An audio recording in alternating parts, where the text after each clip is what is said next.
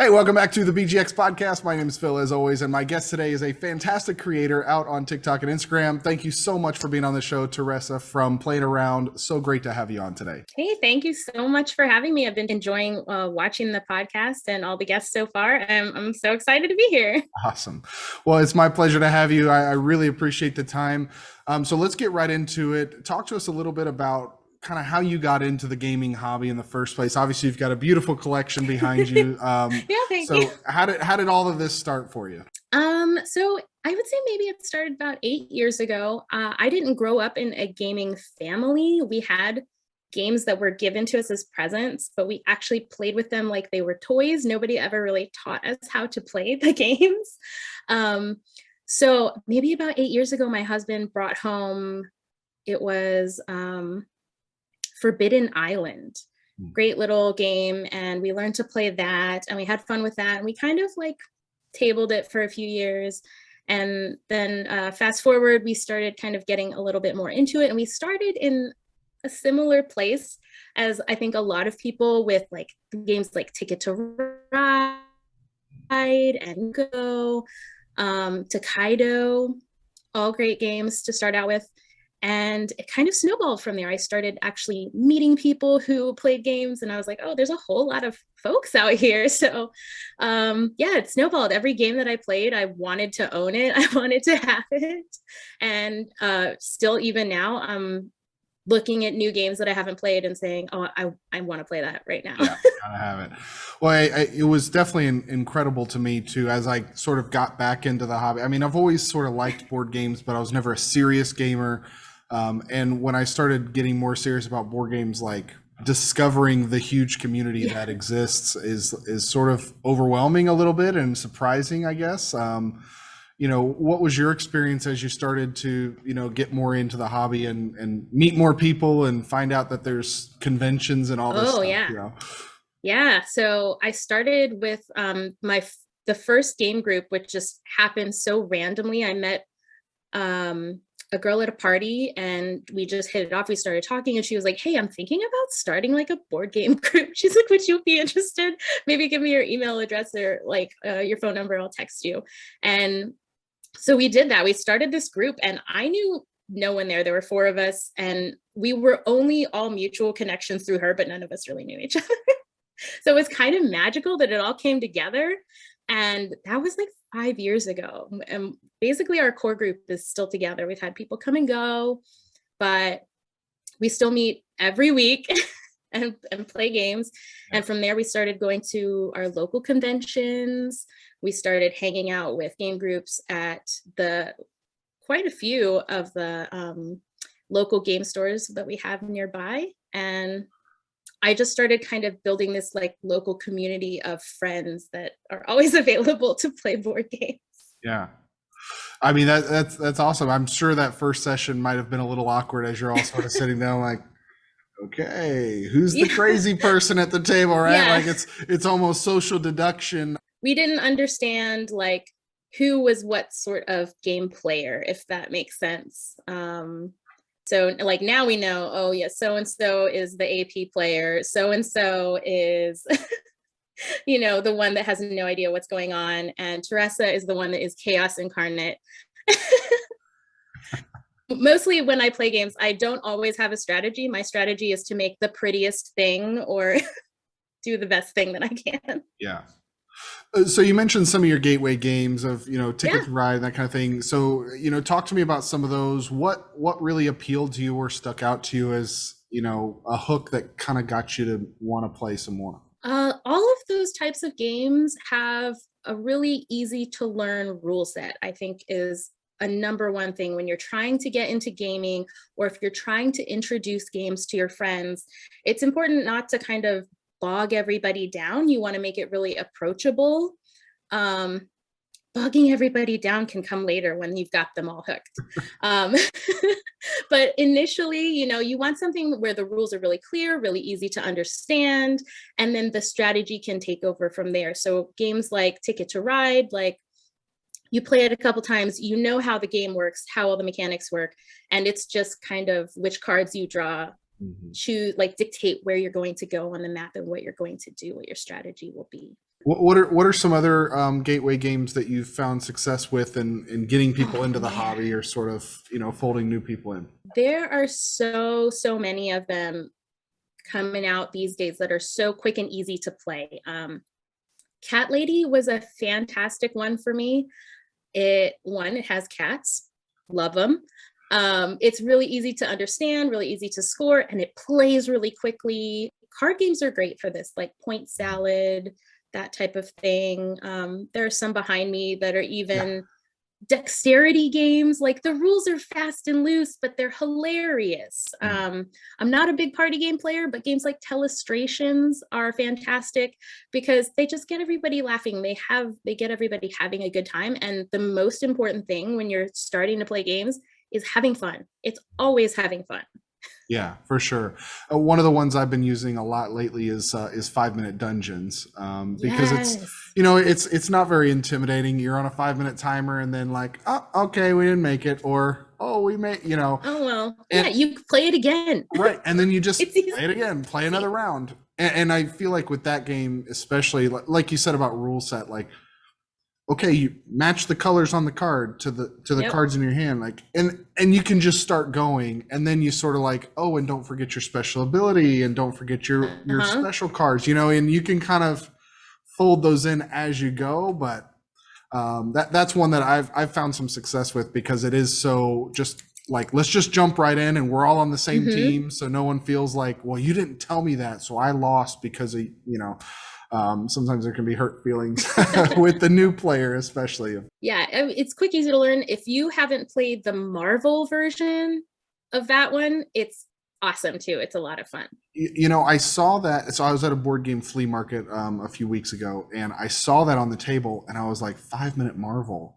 I was like, I wonder if that's anything like 5 minute dungeons. Yeah, And then so it in is. Yeah. preparation for this flea market, and they started calling me clipboard guy, I made a list because I knew if I went in, I would try and buy everything, and my wife would be pissed. So I made a list of like 275 games that I wanted. And then if I saw Yes. any of them, I had researched all the pricing of like used versus new. And Hmm. so I went in very prepared. And there were a few that were on my list, and I was like, that's way too much. So again, it was good because otherwise I would have just bought them. Like, Yeah. yeah, I'll take them all. But I saw that one, and I checked my list and it wasn't on my list, and I was like, ah. And then after I got home, I saw a TikTok like that night about 5 minute Marvel, and I'm like, it is the same. I should have got it. So anyway, next time I see it, I will definitely pick it up Yeah. because it's a good one. I love 5 minute dungeons. So it's a very fun and chaotic time for sure. Yeah. So, I mean, do you typically lean toward cooperative games, competitive games? I mean, Ticket to Ride is sort of the classic. Each person has their turn, and it's Hmm. one winner at the end. Versus like Pandemic and 5 minute dungeons and other Yep. cooperative games that are starting to come out. Where do you lean as far as getting new people in the hobby? I am a very competitive, strategic player myself. So the games that I really gravitate towards are things that I typically wouldn't feature on my TikTok. I love the big, dry, heavy, economic Euro Hmm. game that's going to take us like 3 hours to play. But that's not the kind of thing that got me into the hobby. And so I try to create a community that is inviting and approachable for everybody to jump on in. Once everybody kind of gets there and they find the games that they like, their taste definitely, I know my taste definitely have evolved Hmm. vastly over the last like 5 or 6 years. Um, and I'm still kind of curating like what I really want to own and thinking about what it is that means the most to me in my collection and what's going to be the most versatile when I'm inviting people over or introducing new people to games. So yeah, I love a good heavy strategic game, but it's not the first thing I'm going to pull out when we get to game night. Don't worry. If you come over to my house, we're going to play something fun and light. Right. Unless that's what you want, it's fine. Yeah. Yeah, you definitely have to know who you're going to play with Yes. before you choose. Like, you can't say like, "Oh, let's play this next time people come over," and then it's the wrong crowd. Like that is a Yeah. recipe for disaster for sure. Yeah, I think that the experiences that people have definitely dictate what they're going to be open to going forward. And I know that personally, I've had some games that I was like, it wasn't the right time of night for this. I was too tired. And I've made a rule now, like if we go somewhere and we pull out a game and we get like halfway through the rules and the setup and I'm not feeling it, we're just going to put it away. Right. We're going to put it away. We're going to try something else because I don't want to spoil the experience of this game because I'm having a bad time, like externally from the game. Yeah. Well, I mean, that's so important, right? I mean, I always say, and I think this is kind of common in the community, like the game is made by who's playing it. Like whoever's sitting around the table, that's what makes or breaks the game for you. So, there can definitely be some stand-up games, but if you get the wrong group, it's not going to be a great experience. And if that's your first time playing, you're probably going to say like, that Ticket to Ride game, I tried it once, it's no good. Like, okay, wait, give it another shot because it's it's proven to be very good, right? One game my wife and I played the other night was Kabam. It's a quick draw word game. You lay down two cards and you have to combine them and make a word. Normally, I hate word games because I know a lot of words, but it takes me a second to get them out. Yeah, like under pressure, it's not the same. Right, and she is the opposite. She'll see two letters and like Academy. Like, how did you get that from A and M? Like, why? Anyway, so she's totally opposite. So she always kicks my butt in word games. But we had the best time playing Kabam. And I think it was, like you said, it was the right time of night. We had played something else before, so we were sort of warm. And, we were both belly laughing the whole time. Mostly her at me trying to come up with words all of a sudden. So who do you like as far as artists, publishers? I mean, who do you have your eye on that's putting out some good games right now?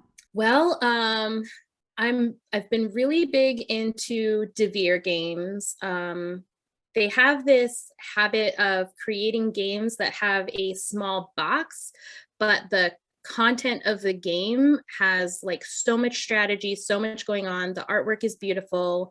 I don't know, behind me I have Luna Capital. That's a really, really great game. If you've seen Bitoku, they did that one as well. Another publisher that I've been looking at a lot is Hachette Games.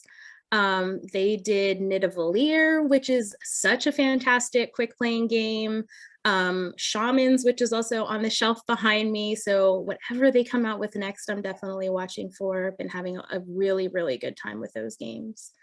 I don't know. I playtest and I volunteer with a lot of publishers. So I kind of already know what's coming in certain aspects, but it's always really cool to see the final games when they're published. Well, it's interesting. I've talked to a couple of designers on the podcast, about playtesting and kind of their perspective sitting across the table, having built this beautiful thing and then presenting it to playtesters, very bravely.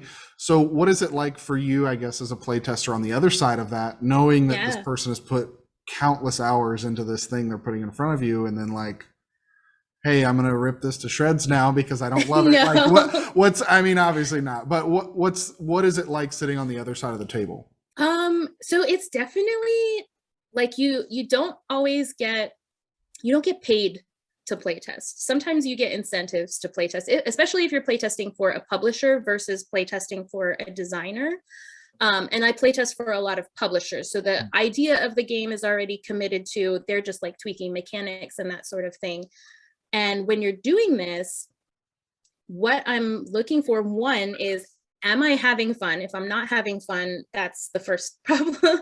So we want to be having fun. And a lot of times the game's already in a great place. We're just looking to tweak things. And I once had somebody tell me, like, just try to break my game. I want you to try to break the game actively. So a lot of times when I playtest a game, I'll play it between 1 and up to maybe 25 times or more over the course of the playtest. And each time that I play it, I want to play a different strategy. I want to see how every character works, how every faction works, play from different sides, play aggressively, play passively, and see how the game progresses in that sense.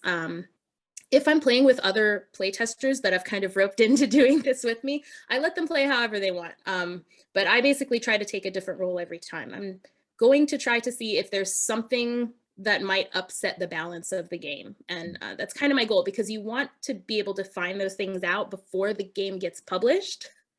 And not find it out in the reviews of the game afterwards.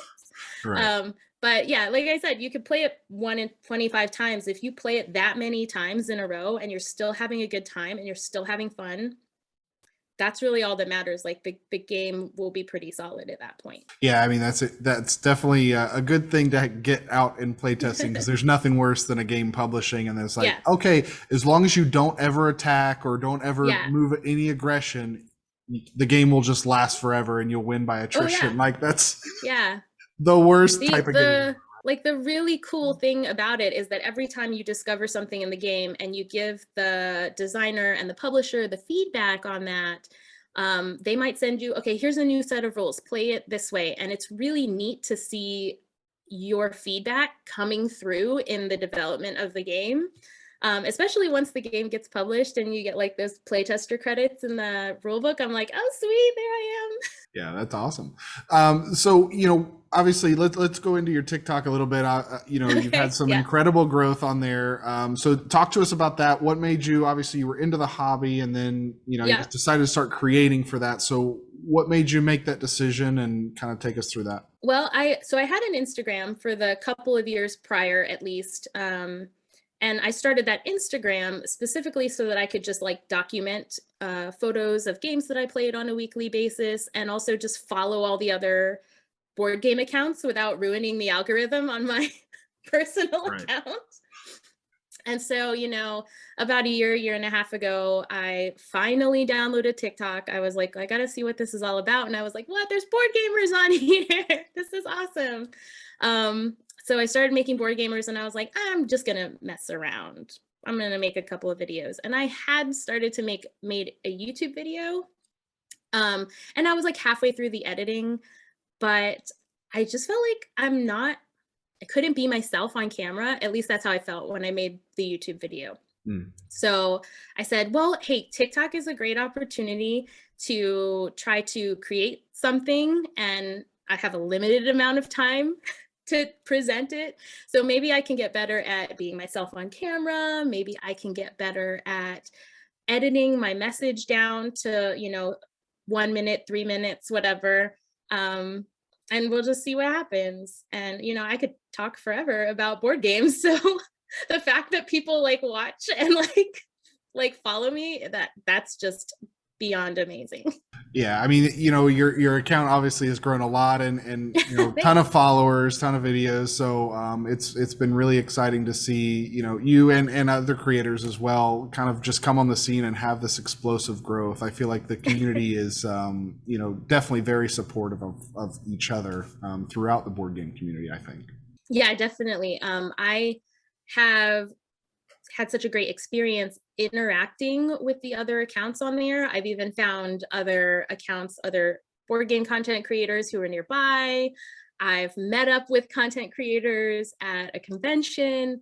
I've even met people at a convention where I was introduced to them and they were like, oh, she has a TikTok. And they were like, I've seen you. I'm like, what? I cannot believe it. Yeah, it's micro fame, I guess, right? Like famous within our own little niche here, right? I know. Well, Teresa, if somebody wants to find your account or find out more about you, where can they go? Where can they look you up? Mostly, definitely TikTok and Instagram. I'm also on Twitter. All of my accounts are Playin around with underscores between all the words. I'm not great at Twitter though, so definitely follow me on TikTok first. If you like photos of things, follow me on Instagram. Well, make sure you check her out. She's got some awesome content going up. Check her out, and thank you so much for being on the show today. It was an absolute pleasure to have you, and great to chat. Thank you for having me.